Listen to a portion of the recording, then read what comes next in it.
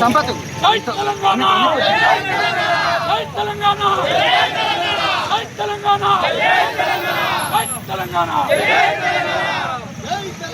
ముబారక్ పడారా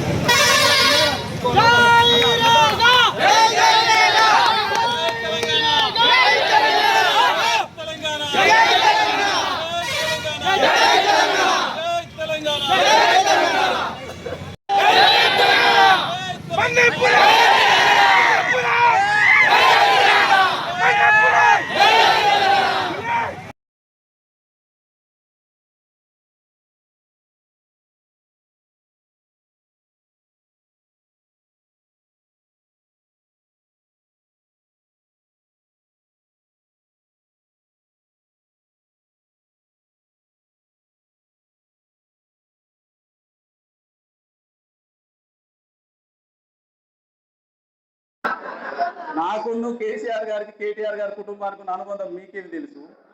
మీరా నన్ను డిసైడ్ చేసేది?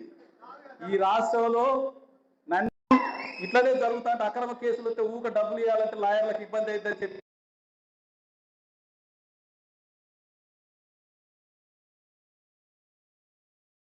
కోర్టు వేసుకొని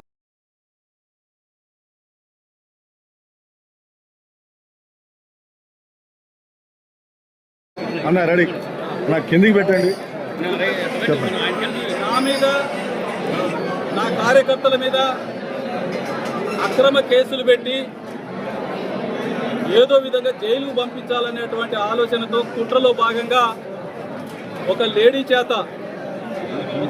చేత నిరాధారమైనటువంటి అక్రమ కేసు పెట్టి నా వ్యక్తిత్వాన్ని ఖననం చేయాలి అనేటువంటి ఆలోచనతో 25 రోజుల పాటు ఐశాచిక ఆనందం పొందినారు తప్ప దానివల్ల వాళ్ళు సాధించింది ఏది లేదు అని చెప్పేసి సందర్భంగా నేను తెలియజేస్తా ఉన్నా. ఈ అక్రమ కేసులు పెట్టి జైలుకు పంపించే బదులుగా మీరిచ్చినటువంటి 6 గ్యారంటీలు అమలు చేసే దమ్ముందా మీకు అని చెప్పేసి నేను అడుగుతా ఉన్నా. 420 హామీలు ఇచ్చారు, షేర్స్ ఆఫ్ పీస్ హామీలు ఇచ్చారు, ఈ 6 గ్యారంటీలు ఉన్నాయి, ఏమైనా మీకు అమలు చేయాలి అనేటువంటి ఆలోచన ఉందా అని చెప్పేసి అడుగుతాను. మీకు దమ్ము ధైర్యం ఉంటే ప్రజలకు తెలియజేయాలి, చెప్పాలి నిర్మోహమాటంగా ప్రజలకు. మరి తప్పైందని చెప్పేసి మరి అంబేద్కర్ సెంటర్కి వచ్చి ముక్కు నేలకు రాకి తప్పైందని చెప్పండి తప్ప, లేకపోతే మిమ్మల్ని వదిలిపెట్టే ప్రసక్తే లేదు. మీరు ఇచ్చిన హామీలు అమలు చేసేంత వరకు ఇటువంటి కేసులు ఎన్ని కేసులు పెట్టినా మిమ్మల్ని వదిలే ప్రసక్తే లేదు. ప్రజల పక్షాన 100% నిలబడతాం. ఇటువంటి కేసులు నాతో పాటు నా కార్యకర్తల మీద కూడా మా నాయకుల మీద అనేక కేసులు పెట్టిరు. ఇంకా ఎన్ని పెట్టినా న్యాయస్థానం మీద మాకు నమ్మకం ఉంది, న్యాయస్థానం మీద మాకు న్యాయం జరుగుద్ది. శ్రీశ్రీ అన్నట్టుగా గెలిచిందల్లా న్యాయం కాకపోవచ్చు కానీ 100% న్యాయం గెలుస్తుంది, న్యాయస్థానంలో న్యాయం జరుగుద్ది, పేదవాడికి న్యాయం జరుగుద్ది అని చెప్పేసి నమ్మకం ఉన్నటువంటి వ్యక్తులు అంబేద్కర్ వారసులుగా మరి నేను నమ్ముతా ఉన్న న్యాయస్థానాన్ని. కాబట్టి నిన్న FIRని కొట్టేసి వాళ్ళు పెట్టినటువంటి అక్రమ కేసుని, నిరాధారమైనటువంటి కేసుని మరి కొట్టేపించుకొని బయటకు రావడం జరిగిందంటే న్యాయస్థానం మీద నమ్మకం ఉంది కాబట్టి ఆ న్యాయం జరిగింది అని చెప్పేసి మేము న్యాయస్థానం నమ్ముతా ఉన్నాం.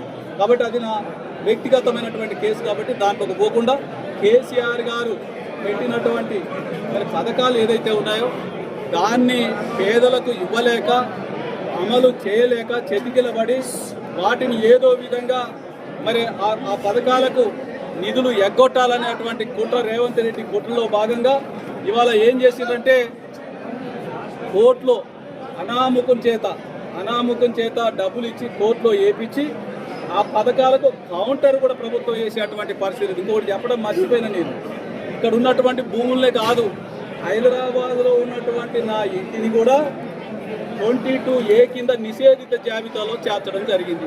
ఇంతకంటే దుర్మార్గం ఉంటుంది ఏదన్నా? ఒక ట్రైబల్ లీడర్ని, అది 186 గజాల భూమి, సెంటు కాదు సారీ 186 గజాల భూమి, దాన్ని కూడా నిషేధిత జాబితాలో పెట్టింది. ఇంతకంటే దుర్మార్గం ఉంటుందా? అందుకే నేను అంటా ఉన్నా, నాకున్న దాన్ని పేదలకు పంచిపెట్టడానికి, తినపాక నియోజకవర్గ పేదలకు పంచిపెట్టడానికి నేను సిద్ధంగా ఉన్నా.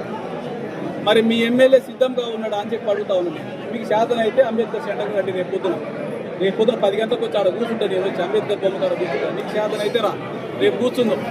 అందుకని నేను అంటా ఉన్నా, రేగా కాంతారావుని రాజకీయంగా ఎదుర్కోలేక అక్రమ కేసులు బనాయిస్తే భయపడేవాడు కాదు. నా భూములని నిషేధిత జాబితాలో పెడితే భయపడేవాడు కాదు. అవసరం వస్తే పేదలకు పంచిపెట్టడానికి నేను సిద్ధం, కానీ వెనక్కిపోయే ప్రసక్తే లేదు అని చెప్పే సందర్భంగా నేను తెలియజేస్తా ఉన్నా. కేసీఆర్ గారు పెట్టినటువంటి కళ్యాణ లక్ష్మి, షాదీ ముబారక్, అట్లాగే రైతు బంధు, రైతు బీమా ఏ ఒక్కటి ఆగినా కానీ ఈ రాష్ట్రంలో పేద ప్రజలకు చైతన్యం చేస్తాం. అంబేద్కర్ స్ఫూర్తితోని రేపు రానున్న ఎన్నికల్లో ప్రజాక్షేత్రంలో నిన్ను ఓడించడం ఖాయమని చెప్పేసి, మిమ్మల్ని అందరినీ మూట కట్టి గోదావరిలో పడేయడం ఖాయమని చెప్పేసి, మళ్ళీ 25 సంవత్సరాల సేపు కాంగ్రెస్ పార్టీ జెండా పట్టుకోవడానికి కూడా ఎవరు ముందుకు రారు.